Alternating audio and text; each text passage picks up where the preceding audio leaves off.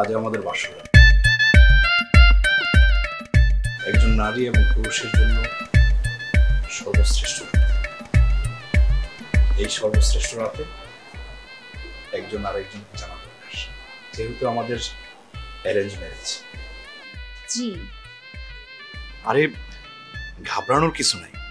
মনে করো তুমি আমার সম্পর্কে একটু জানলা, আমি তোমার সম্পর্কে একটু জানলাম, এই আর কি।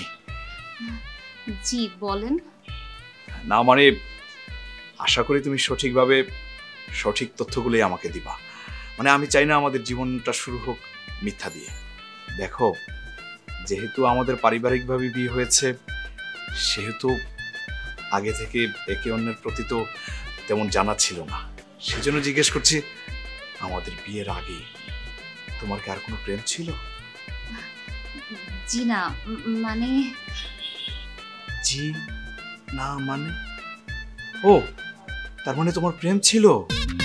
আচ্ছা, সেটা কোন পর্যায়ে? না না, তেমন কিছু না। স্কুল জীবনে একটা ছেলে আমাকে খুব পছন্দ করতো। তারপর তারপর দেখতে অনেক সুন্দর ছিল, যেমন লম্বা তেমন সুন্দর, তেমন ফর্সা। সুমন প্রায় বাইসাইকেল চালিয়ে আসতো। তারপর সেই বাইসাইকেলে উঠিয়ে তোমাকে কি ঘুরিয়ে বেড়াতো? না না, একদিন কি হয়েছিল জানেন? আমি স্কুলে যাচ্ছিলাম, হঠাৎ করে ও বাইসাইকেল নিয়ে থামিয়ে আমার সামনে এসে আমাকে বলছে যে ও আমার পাশে হাঁটতে চায়, আর যদি কিছু আপত্তি না মনে করি ও আমার হাত ধরতে চায়। ওই দিন যে আমি কি লজ্জা পেয়েছিলাম। আচ্ছা, তুমি তাকে ভালোবাসতে না? ভালোবাসতাম কিনা জানি না, কিন্তু সুমনকে আমার খুব পছন্দ হতো। তারপর তারপর কি করলে? তারপর তারপর আর কি করব বলো? এসএসসি পরীক্ষার পর সুমন ভর্তি হয়ে গেল শহরে, আর আমি ভর্তি হয়ে গেলাম গ্রামের কলেজে। এরপর আর তোমাদের মাঝে যোগাযোগ হয় নাই? আচ্ছা, বাদ দেন এবার আমার কাহিনীটা, এবার আপনার কাহিনীটা শুনি। তোমার প্রেম কাহিনী শুনে কষ্টে আমার হৃদয়ের জানালা বন্ধ হয়ে গেছে। মানে মানে আমার কোনো প্রেম কাহিনী নাই। আমার হৃদয়ের দরজা সব বন্ধ হয়ে গেছে।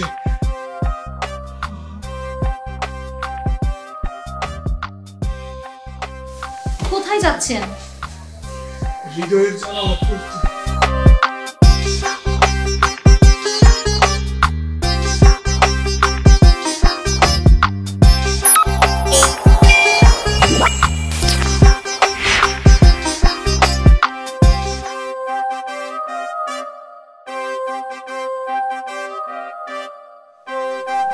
মা, নাস্তা দেবে, আসেন নাস্তা দেবে।